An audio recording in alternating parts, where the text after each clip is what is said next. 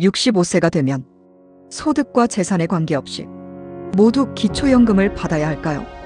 아니면 국가재정이 한정된 만큼 생활이 어려운 노인에게 더 많은 금액을 지급해야 할까요? 기초연금 개편을 놓고 정면 충돌이 시작됐습니다. 한쪽에서는 말합니다. 평생 세금을 내고 나라를 위해 살아온 노인이라면 누구나 기초연금을 받아야 한다. 다른 한쪽에서는 말합니다. 경제적으로 여유가 있는 노인에게까지 세금을 나눠주는 것은 연금의 취지와 맞지 않는다. 그 돈을 아껴 빈곤 노인에게 더 두텁게 지급해야 한다.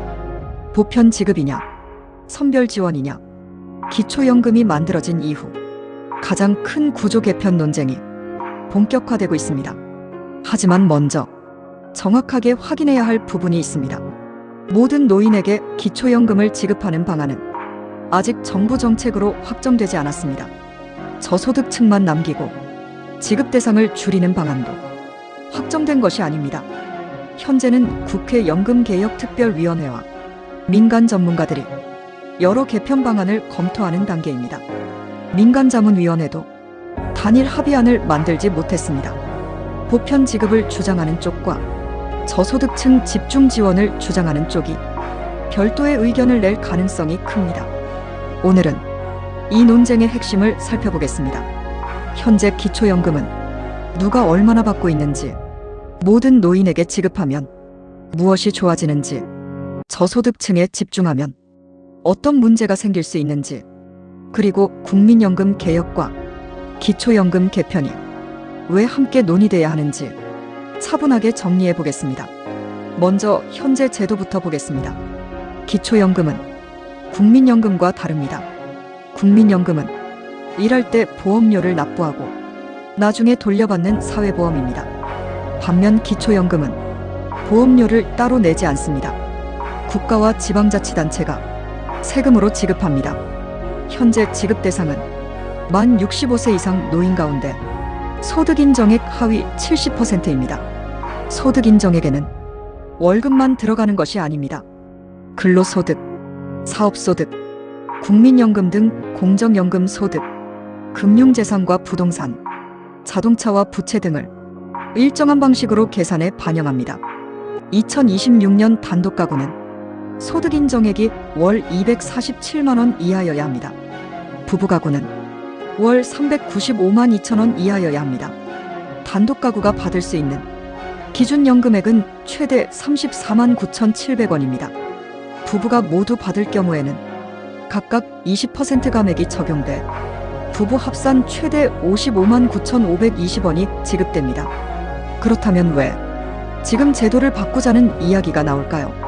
첫 번째 이유는 70%라는 기준의 문제입니다. 현재 제도는 노인들의 소득과 재산이 늘어나도 전체 노인 가운데 70%가 받도록 설계되어 있습니다. 노인 전체가 과거보다 부유해져도 상위 30%를 제외한 70%는 계속 지급 대상이 됩니다. 그래서 선정기준액도 매년 높아지는 구조입니다.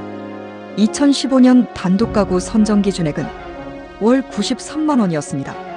2026년에는 247만 원까지 올라갔습니다. 2026년 선정기준액은 1인 가구 기준 중위소득은 96.3% 수준까지 높아졌습니다.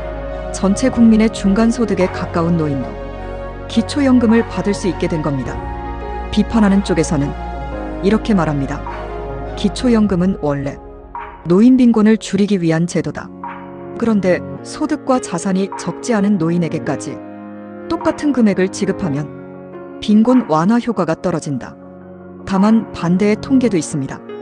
보건복지부에 따르면 실제 기초연금 수급자의 약 86%는 소득인정액이 월 150만 원 미만입니다.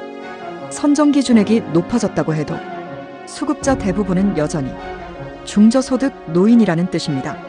두 번째 이유는 재정 부담입니다. 2026년에 기초연금을 받는 노인은 약 779만 명입니다. 고령화가 진행될수록 수급자는 계속 늘어납니다. 국회 예산정책처는 현재 제도가 유지될 경우 기초연금 재정이 2026년 약 27조 5천억 원에서 2035년 약 44조 4천억 원까지 늘어날 것으로 전망했습니다. 기초연금만 늘어나는 것이 아닙니다. 노인 돌봄, 일자리, 건강관리, 교통과 생활지원 예산도 함께 늘어나고 있습니다. 중앙정부와 지방정부의 전체 노인 지원 재정은 2016년 15조 4,500억 원에서 2025년 41조 5,200억 원으로 증가했습니다. 현재 추세가 이어지면 2035년에는 70조 원을 넘어 최대 79조 2천억 원에 이를 수 있다는 국회 예산정책처 전망도 나왔습니다. 이런 상황에서 첫 번째 대안이 등장했습니다. 바로 모든 노인에게 지급하는 보편적 기초연금입니다. 이 방식은 매우 단순합니다. 65세가 되면 일정한 기초연금을 지급합니다. 복잡하게 소득과 재산을 조사하지 않습니다. 선정 기준 바로 위에 있다는 이유로 한 푼도 받지 못하는 문제도 줄어듭니다.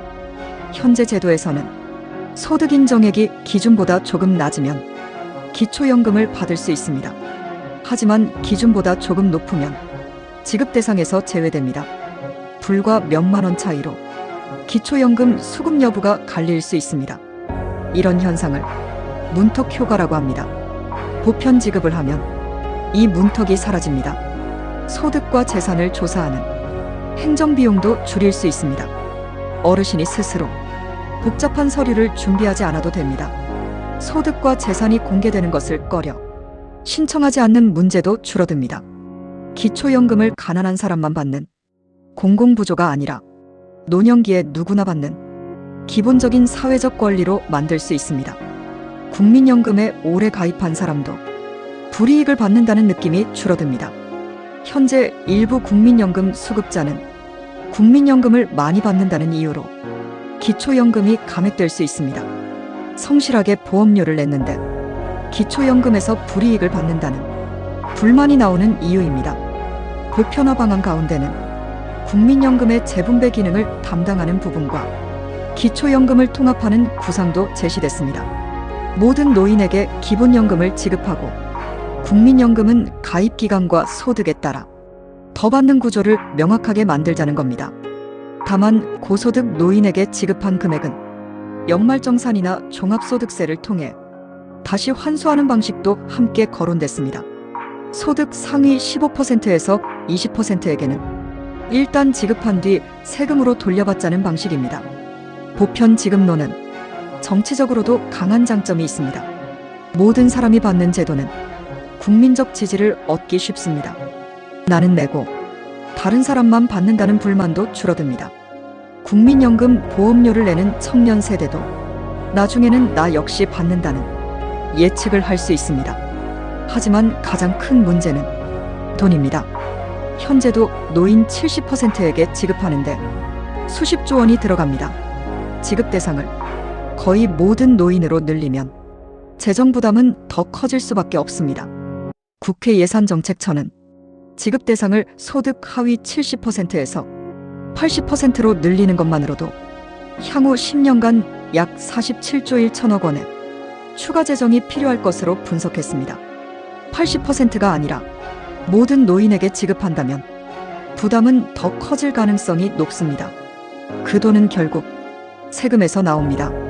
소득세를 늘릴 것인지, 부가가치세를 높일 것인지, 다른 복지 예산을 줄일 것인지, 국가 채무를 늘릴 것인지 구체적인 재원 대책이 필요합니다.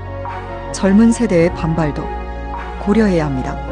2026년부터 국민연금 보험료율은 기존 9%에서 매년 0.5%포인트씩 오릅니다. 2033년에는 13%까지 올라갑니다. 소득 대체율도 2026년부터 43%로 조정됐습니다. 일하는 세대는 국민연금 보험료를 더 내야 합니다. 그런데 세금으로 운영하는 기초연금까지 모든 노인에게 확대한다면 청년과 중년 세대의 부담이 동시에 늘어날 수 있습니다. 이들이 이렇게 물을 수 있습니다. 나는 더 많은 보험료와 세금을 내는데 나중에도 같은 혜택을 받을 수 있는가? 국가 재정이 그때까지 버틸 수 있는가? 부유한 노인에게까지 내 세금으로 기초연금을 지급하는 것이 정말 공정한가? 이 질문에 답하지 못하면 보편 지급은 세대 갈등을 더 키울 수 있습니다. 이제 두 번째 대안을 보겠습니다. 저소득층 집중 지원입니다. 현재 70%인 수급 대상을 60%나 그 이하로 줄이고 절감한 재원을 활용해 생활이 어려운 노인에게 더 많은 금액을 지급하는 방식입니다. 쉽게 말하면 넓고 얇게 지급하는 제도에서 좁고 두껍게 지급하는 제도로 바꾸자는 겁니다. 예를 들어 소득 하위 30%에게는 월 40만 원을 지급하고 지급 대상을 소득 하위 60%로 줄이는 방안이 있습니다. 국회 예산정책처 분석에서는 이렇게 개편할 경우 현행 제도와 비교해 향후 10년 동안 약 21조 원을 절감할 수 있는 것으로 나타났습니다. 2035년 기초연금 재정도 현행 유지 시 44조 4천억 원에서 41조 6천억 원으로 낮아질 것으로 분석됐습니다. 저소득층 집중 방식의 장점은 분명합니다. 같은 돈으로 노인 빈곤을 더 많이 줄일 수 있습니다. 월 소득이 거의 없는 노인에게 5만 원이나 10만 원을 더 지급하면 생활에 큰 도움이 될 수 있습니다. 반면 소득과 자산이 충분한 노인에게 월 30만 원을 지급해도 생활 수준의 변화는 크지 않을 수 있습니다. 정책의 목적을 노인 빈곤 해소로 본다면 경제적으로 어려운 사람에게 재원을 집중하는 것이 더 효율적이라는 주장입니다. 이재명 대통령이 언급한 하우상박 방식도 이런 방향에 가깝습니다. 형편이 어려운 노인에게는 더 많은 금액을 지급하고 상대적으로 여유가 있는 노인에게는 적게 지급하자는 겁니다. 민간자문위원회에서는 저소득 노인에게 최대 월 30만 원의 보충소득을 추가로 지급하는 방안도 제시됐습니다. 소득이 높아질수록 추가 급여를 조금씩 줄여 어느 한 지점에서 갑자기 지급이 중단되는 문제를 완화하자는 방식입니다. 하지만 저소득층 집중 방식도 문제가 있습니다. 가장 큰 문제는 누가 가난한지를 정확하게 판단하기 어렵다는 점입니다. 통장에 현금은 없지만 가격이 많이 오른 집 한 채를 가진 노인이 있습니다. 반대로 금융재산은 있지만 매달 필요한 의료비가 매우 큰 노인도 있습니다. 자녀 명의의 집에서 살지만 실제 생활비를 지원받지 못하는 사람도 있습니다. 소득과 재산을 숫자로 계산한다고 해서 실제 생활 형편을 완벽하게 알 수 있는 것은 아닙니다. 지급 대상을 줄이면 기준선 바로 위에 있는 노인들의 반발도 커질 수 있습니다. 소득 인정액이 149만 원인 사람은 연금을 받습니다. 151만 원인 사람은 받지 못할 수 있습니다. 실제 생활 수준에는 큰 차이가 없는데도 국가 지원은 크게 달라집니다. 지급 대상을 줄일수록 이 문턱 효과가 더 커질 수 있습니다. 기초연금을 받기 위해 재산을 줄이거나 자녀에게 재산을 넘기거나 근로소득을 신고하지 않으려는 잘못된 유인도 생길 수 있습니다. 이래서 소득이 조금 늘어났는데 기초연금이 크게 줄어든다면 노인 일자리 참여를 포기하는 사람도 나올 수 있습니다. 행정비용도 계속 들어갑니다. 소득과 부동산, 금융재산과 자동차, 부채와 가족관계를 계속 조사해야 합니다. 재산 변동이 있을 때마다 수급 자격도 다시 판단해야 합니다. 보편 지급보다 제도가 복잡해질 수밖에 없습니다. 정치적인 문제도 있습니다. 현재 기초연금을 받고 있는 사람에게 앞으로 지급을 중단한다고 하면 강한 반발이 나올 가능성이 큽니다. 이미 받고 있는 연금은 국민에게 사실상 하나의 권리처럼 받아들여집니다.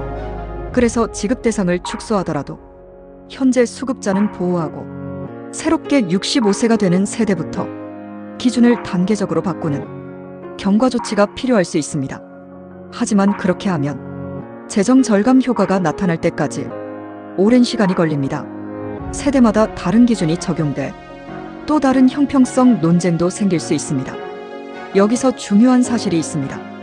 보편 지급과 선별 지원은 반드시 둘 중 하나만 선택해야 하는 것은 아닙니다. 두 방식을 결합할 수도 있습니다. 모든 노인에게 비교적 적은 금액의 기본연금을 지급합니다. 그리고 저소득 노인에게는 보충급여를 추가로 지급합니다. 소득이 매우 높은 노인에게 지급한 기본연금은 세금을 통해 일부 또는 전부 환수합니다. 지급 단계에서는 단순하게, 세금 단계에서는 형편에 맞게 다시 조정하는 방식입니다. 이 방식의 장점은 보편 지급의 예측 가능성과 저소득층 집중 지원의 빈곤 완화 효과를 함께 가져갈 수 있다는 점입니다. 하지만 제도 전체를 바꿔야 합니다. 기초연금, 국민연금, 기초생활보장 생계급여, 세금 체계를 서로 연결해야 합니다. 국민연금의 어느 부분을 기초연금과 합칠 것인지, 국민연금 보험료를 오래 낸 사람에게 어떤 보상을 줄 것인지, 고소득층에게 지급한 돈을 어떤 세금으로 환수할 것인지, 직영연금 수급자는 어떻게 처리할 것인지 수많은 합의가 필요합니다. 기초연금만 따로 고쳐서는 문제가 해결되지 않는 이유입니다. 현재 한국의 노후소득 보장은 여러 층으로 구성되어 있습니다. 가장 아래에는 기초생활보장제도가 있습니다. 그 위에는 기초연금이 있습니다. 그 위에는 국민연금이 있습니다. 직장인은 퇴직연금도 받을 수 있습니다. 개인연금과 주택연금도 있습니다. 문제는 이 제도들이 서로 매끄럽게 연결되지 않는다는 점입니다. 국민연금을 많이 받으면 기초연금이 줄어들 수 있습니다. 기초연금이 늘어나면 기초생활보장 생계급여에서 그만큼 차감될 수도 있습니다. 부부가 함께 살면 각자의 기초연금이 20%씩 줄어듭니다. 열심히 보험료를 낸 사람과 보험료를 거의 내지 못한 사람 사이에 형평성 논란도 있습니다. 그래서 이번 개혁은 단순히 월 35만 원을 40만 원으로 올리는 문제가 아닙니다. 국민연금과 기초연금이 각각 어떤 역할을 맡을지 다시 정하는 작업입니다. 국민연금은 가입기간과 납부액에 따라 노후소득을 보장하는 제도로 만들고, 기초연금은 모든 노인에게 기본소득을 보장할 것인지 아니면 빈곤 노인을 위한 최저소득보장제도로 바꿀 것인지 정체성부터 결정해야 합니다. 정치권의 입장도 쉽게 하나로 나뉘지는 않습니다. 보편 지급을 지지하는 쪽은 말합니다. 노인 모두가 대한민국 경제 성장에 기여했다. 기초연금은 시혜가 아니라 노년기에 보장되는 기본권이어야 한다. 소득조사를 없애면 사각지대와 행정비용도 줄어든다. 고소득자는 세금으로 환수하면 된다. 반면 집중지원을 지지하는 쪽은 말합니다. 재원이 무한하지 않다. 생활이 충분히 가능한 노인에게 일률적으로 지급하면 정작 가난한 노인에게 돌아갈 돈이 줄어든다. 미래 세대의 보험료와 세금 부담도 생각해야 한다. 기초연금의 목적은 정치적 인기보다 노인 빈곤 해소가 돼야 한다. 양쪽 모두 일리가 있습니다. 보편 지급은 사각지대와 문턱 효과를 줄입니다. 하지만 돈이 많이 듭니다. 집중 지원은 재정 효율성이 높습니다. 하지만 탈락자와 경계선의 불만이 커집니다. 그래서 개혁의 성공 여부는 어느 편이 이기느냐보다 구체적인 설계를 얼마나 정교하게 하느냐에 달렸습니다. 첫 번째 원칙은 현재 수급자의 불안을 줄이는 것입니다. 정책이 확정되지 않은 상태에서 기초연금이 곧 끊긴다는 식의 공포를 만들어서는 안 됩니다. 현재 기초연금 지급 기준은 그대로 유지되고 있습니다. 법이 개정되고 시행 시점이 정해지기 전까지는 현재 수급자의 연금이 갑자기 중단되는 일은 없습니다. 두 번째 원칙은 저소득 노인을 더 두텁게 보호하는 것입니다. 보편 지급을 선택하더라도 빈곤 노인에게는 추가 지원이 필요합니다. 모든 노인에게 같은 금액을 주는 것만으로는 노인 빈곤을 충분히 줄이기 어렵습니다. 임대료를 내야 하는 노인, 의료비가 많이 드는 노인, 가족의 지원을 받지 못하는 노인에게는 보충급여가 필요합니다. 세 번째 원칙은 국민연금 가입자를 불리하게 만들지 않는 것입니다. 보험료를 오랫동안 낸 사람에게 손해라는 인식을 주면 젊은 세대가 국민연금 가입과 납부를 더 불신할 수 있습니다. 국민연금과 기초연금을 합산했을 때 보험료를 더 오래 낸 사람이 실제로 더 많은 노후소득을 받는다는 원칙이 유지돼야 합니다. 네 번째 원칙은 재원을 분명하게 밝히는 것입니다. 전 노인 지급을 주장한다면 얼마가 더 필요한지, 어떤 세금으로 마련할지, 다른 복지 예산에는 어떤 영향을 미칠지 밝혀야 합니다. 저소득층 집중 지원을 주장한다면 누가 지급 대상에서 제외되는지, 기존 수급자는 어떻게 보호할지, 소득과 재산은 어떻게 조사할지 설명해야 합니다. 다섯 번째 원칙은 지방정부 부담입니다. 기초연금은 중앙정부만 돈을 내는 사업이 아닙니다. 지방자치단체도 일정 부분을 부담합니다. 노인 인구가 많지만 재정 여건이 어려운 지방자치단체는 기초연금 확대가 큰 부담이 될 수 있습니다. 국가가 지급 대상을 늘리면서 지방정부의 비용을 떠넘기면 지역별 복지 서비스가 오히려 줄어들 수도 있습니다. 여섯 번째 원칙은 제도를 단순하게 만드는 것입니다. 노인은 국민연금과 기초연금, 생계급여와 주거급여, 노인 일자리 소득이 서로 어떻게 영향을 주는지 알기 어렵습니다. 연금을 조금 더 받았다가 다른 급여가 줄어들어 실제 소득은 거의 늘지 않는 경우도 생길 수 있습니다. 국민이 이해하기 어려운 제도는 좋은 제도라고 보기 어렵습니다. 정부는 노후에 얼마를 받을 수 있는지 한 번에 확인할 수 있도록 해야 합니다. 그렇다면 앞으로 어떤 시나리오가 가능할까요? 첫 번째 시나리오는 현재 70% 지급 구조를 유지하면서 저소득층만 월 40만 원으로 올리는 방식입니다. 정치적 충격은 적습니다. 현재 수급자도 대부분 유지됩니다. 하지만 국회 예산정책처는 이 경우 향후 10년간 약 23조 9천억 원의 추가 재정이 필요할 것으로 분석했습니다. 두 번째 시나리오는 지급 대상을 60%로 줄이고 소득 하위 30%에게는 월 40만 원을 지급하는 방식입니다. 빈곤 노인 지원은 강화하면서 재정 부담은 줄일 수 있습니다. 하지만 기존 수급자 일부가 탈락할 수 있다는 점이 가장 큰 정치적 부담입니다.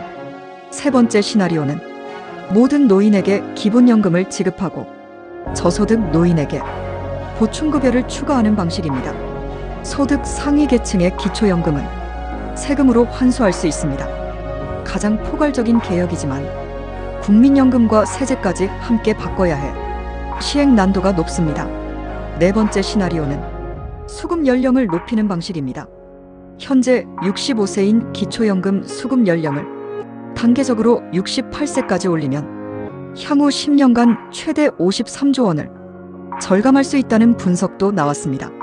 하지만 이 방식은 노인 빈곤 문제가 심각한 상황에서 65세부터 67세까지의 소득 공백을 더 크게 만들 수 있습니다. 정년과 국민연금 수급 연령, 기초연금 수급 연령이 서로 맞지 않는 문제도 생깁니다.